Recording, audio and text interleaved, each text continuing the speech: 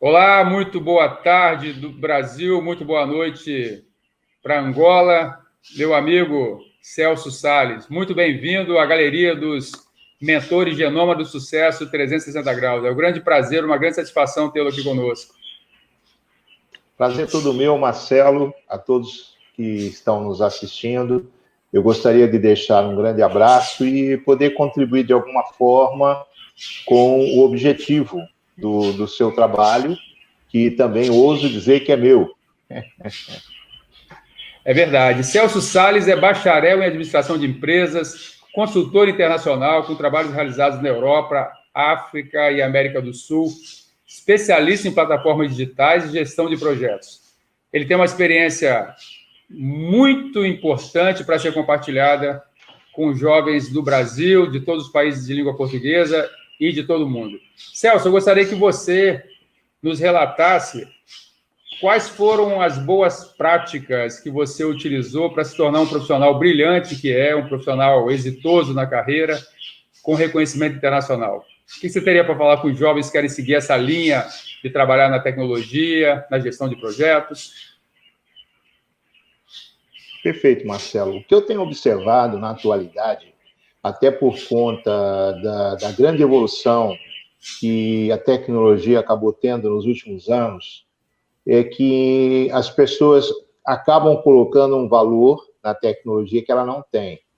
Ou seja, não adianta nada você entrar dentro de um Boeing, dentro de um avião de altíssima velocidade, sem um plano de voo, sem você saber efetivamente o que você tem que fazer.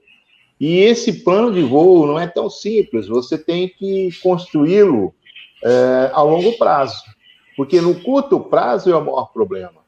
Todo mundo que eu tenho tido contato, eles entendem que as coisas acontecem numa velocidade que, de fato, elas não acontecem. Quando você pega a tua história de vida, por exemplo, né, você vê quantas coisas você teve que fazer para chegar onde você está hoje. Um profissional reconhecido, com muitos trabalhos, muitas criações, invenções, inovações. E assim é com todo mundo. Então, é muito importante para quem está no início de carreira não ficar preso apenas no domínio da tecnologia, porque a tendência da tecnologia era ser cada vez mais intuitiva e depender menos do homem em si. Aonde que o homem entra? Aonde a tecnologia tem dificuldade? É o pensamento. Então, você tem que ter um pensamento, você tem que ter um objetivo de, digamos, médio e longo prazo. Você tem que buscar dentro de você a sua energia, para que aquilo que te motiva efetivamente. Uma outra coisa que eu tenho percebido, assim, no dia a dia, que as pessoas colocam também no dinheiro um valor que ele não tem. O dinheiro ele tem que ser visto como energia, uma energia que possibilita você fazer uma série de coisas, você trabalhar com N projetos, você realizar muita coisa, mas o dinheiro em si, só por ele, não tem muito sentido. Né? Então, é aquela coisa do mercado capitalista, né? do neoliberalismo, que seja, do capitalismo, onde o objetivo maior é pura e simplesmente a acumulação de riqueza. Mas espera, eu vou acumular riqueza em detrimento de uma floresta amazônica? Eu vou acumular riqueza em detrimento às condições de vida das pessoas? Né? Enfim, tudo isso, o profissional, ele daqui para frente tem que começar a pensar bastante. Porque nós somos, querendo ou não, fruto de uma somatória do que os nossos antepassados fizeram. Eu costumo falar, principalmente aqui em África, né, que nós tivemos uma gestão muito interessante no Brasil, principalmente na época da Segunda Guerra, onde povos do mundo todo vieram para o Brasil fugindo da guerra. Eu mesmo pude trabalhar, embora esse seja um assunto para a segunda parte, né, mas trabalhei com muitos imigrantes que vieram, né, fugitivos da guerra, mas que trouxeram muitas tecnologias. Então, é assim, cada momento tem o seu grande desafio. Eu lembro que quando eu comecei, não tinha nada disso. Eu sou do tempo da máquina de escrever. Aí eu lembro quando surgiu o primeiro computador, na época eu estudava, já tinha terminado a administração e estava iniciando a economia. A economia eu não terminei. Cheguei até o último ano, mas não me senti um bom economista, então parei. E eu lembro muito bem que um computador era um negócio monstruoso e era tudo com fita perfurada. Aí, quando surgiu, a IBM lançou o computador, depois veio a Microsoft com os ícones, o Windows, antes era o MS-DOS, enfim. E as coisas foram evoluindo. Então, cada época tem o seu desafio. Aquilo que é muito bom para se ganhar dinheiro numa determinada época, pode ser que na outra nem mais. Né? Se você lembra aí do mimeógrafo, essa nova geração nem sabe o que é isso, que era aquela que sujava toda a mão de tinta, que você tinha que ficar girando para poder imprimir uma carta. Aí veio o computador, depois veio a Microsoft, né, com o Office. Né? Hoje o Office praticamente já foi aniquilado pelo Google Docs, que praticamente oferece a mesma coisa de graça e com muito mais, digamos, ligações. Então, por que eu estou dizendo isso? Porque não adianta, o que eu tenho observado é que hoje, infelizmente, a pessoa sabe navegar um pouco na internet, entra no Instagram, e o WhatsApp, enfim, as redes sociais, mas para por aí. São poucos os que vão estudar os softwares que existem no mercado, o que eles podem estar oferecendo na gestão. Então, é muito importante fazer essa leitura, mas essa leitura depende de estudo, depende de uma carreira que a pessoa vai desenvolvendo ao longo do tempo. Então, voltando ao início da minha fala, o pensamento é muito importante, né? O objetivo de vida, aquilo que você quer efetivamente. Você pode ver que as pessoas que são inspiradoras, elas têm exatamente isso. Você olha para ela e fala, puxa vida, eu gostaria de ser igual a essa pessoa. E esse eu gostaria de ser igual é porque ela tem efetivamente esse plano de carreira, esse plano de vida. Não fica naquela coisa assim, não, do modismo, né? Hoje é isso, amanhã é aquilo. Não, a pessoa está sempre focada. Não importa que o outro lança fake news, não vou entrar nessa de fake news, porque isso não engrandece o ser humano, não me engrandece. Então, eu vou trabalhar, acima de tudo, com a verdade. Então, eu creio que os valores, né, aquilo que efetivamente é importante para o ser humano, é isso que tem-se que priorizar em todas as fases. As fases que virão por aí serão fases também de grandes desafios. Imagina, Marcelo, se nós não tivéssemos evoluído para a tecnologia que nós temos hoje nessa época do Covid. E eu lembro muito bem, isso aí quando foi em 93, eu já fazia consultoria, já tinha empresa minha mesmo, e eu me lembro que eu participei no hotel um hotel em São Paulo, eu vou lembrar depois, eu vou lembrar o nome do hotel, muito famoso, onde ficava o pessoal da Fórmula 1, e lá eles falavam assim, que viria a grande estrada da comunicação, porque não se falava internet naquela época, era a highway da comunicação, que depois passou a ser a internet. E algumas coisas que eles falavam em 1993 não aconteceram ainda. Quer ver só uma coisa legal? Que eles falaram assim, que olha,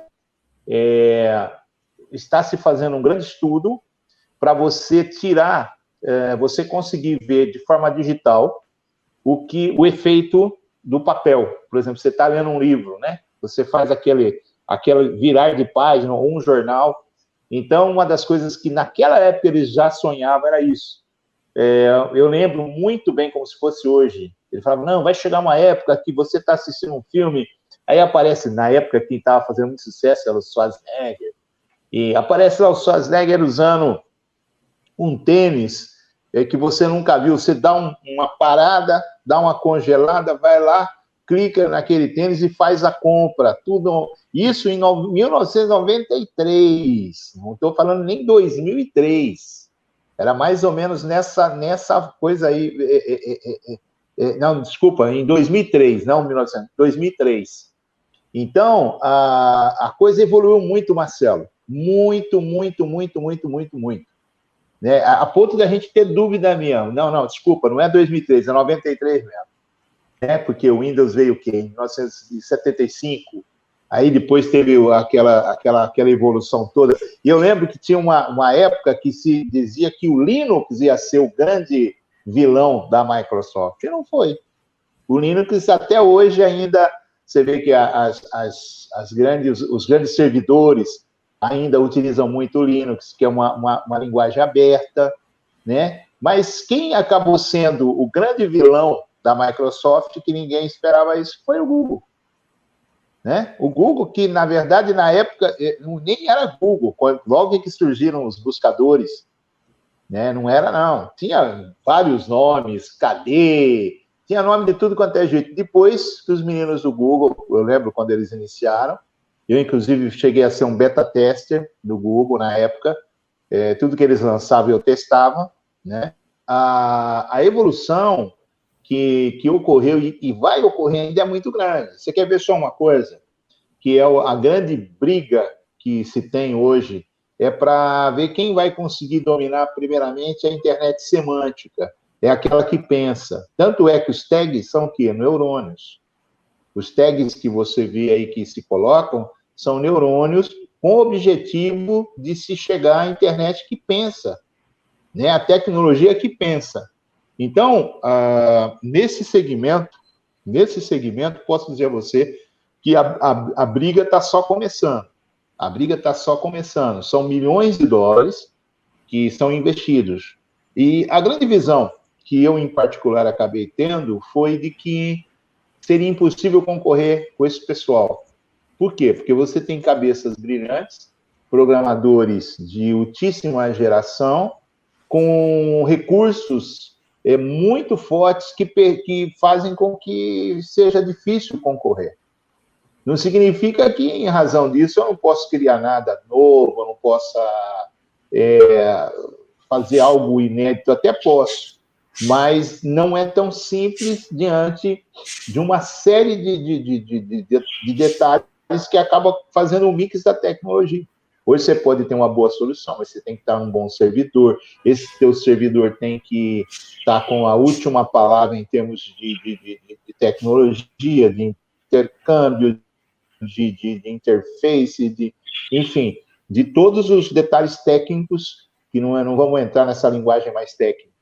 Então, veja, isso é um desafio que nós estamos vivendo agora e vamos ter outros desafios, porque cada coisa nova... Eu lembro quando surgiu o próprio celular, era uma coisa de outro mundo. Ninguém poderia imaginar que o celular fosse chegar no smartphone, né, na inteligência que ele chegou hoje. Né? Inclusive eram enormes, eram muito grandes, aqueles celulares imensos, e hoje não, e cada vez mais a evolução vai ser muito grande. Eu lembro muito bem que se falava da portabilidade, né? Que antes era só computador, depois vieram os celulares. E tem um outro problema também, que as pessoas têm que tomar cuidado, não dá para você ficar só na portabilidade, só com o telemóvel, o celular. Você também tem que trabalhar com o computador, porque tem muitos recursos que você não consegue ter no celular, no telemóvel. Então, Marcelo, o grande approach que eu posso deixar para todos que vão estar nos assistindo é esse, para que privilegiem o pensamento, privilegiem a visão. Por incrível que pareça, a filosofia é muito importante para você poder entender o ser humano, porque tudo gira em torno do próprio ser humano. E é um desafio muito grande. Né? Para onde nós vamos, o que vai acontecer, esse pós-Covid, o próprio Covid, quem tinha um certo preparo, quem já trabalhava com tecnologia, está levando muita vantagem hoje. E aqueles que deixaram para aprender a tecnologia na última hora, talvez não consigam sobreviver dentro desse novo mercado. Não, eu só queria te agradecer. Esse é o primeiro de muitos outros encontros. Você tem um portfólio de conhecimentos que, evidentemente, não caberia 1% nessa nossa conversa. Eu tenho certeza que quem tiver a oportunidade de ouvir o que você acabou de dizer vai ter um aprendizado muito grande, porque, pelo que eu pude observar, você ainda é um grande humanista, acima de um especialista em tecnologia que valoriza os princípios, os valores, valoriza a inteligência socioemocional, ou seja, a empatia. E isso, concordo plenamente com você, está acima de qualquer competência técnica. Competência técnica se aprende. Agora, essa inteligência emocional, ela requer um pouco mais de dedicação. Para vocês que querem conhecer melhor o Celso Salles, nós vamos ter aí na descrição do vídeo muitas informações, muitos links que levarão até uma imensidão de trabalhos que ele tem na internet, sites, redes sociais. É um recordista de visualizações, recordista de acompanhamentos, porque realmente ele sabe gerar um conteúdo de muito valor e, acima de tudo, é dedicado à causa da África. Poucas pessoas... Perfeitamente. Exatamente. Então, poucas pessoas, nós vamos falar no vídeo biográfico dele, mas poucas pessoas que eu conheci na minha vida se dedicaram tanto, se doaram tanto a uma causa como o Celso, e eu fico muito feliz, muito orgulhoso de ser amigo dele e poder compartilhar com, tenho certeza, milhares de pessoas aí, vão poder conhecer esse lado mais sensível e humano do Celso Salles, e não somente o mestre da tecnologia e das redes sociais. Celso, muito obrigado. Eu que agradeço. Até a próxima. Até a próxima.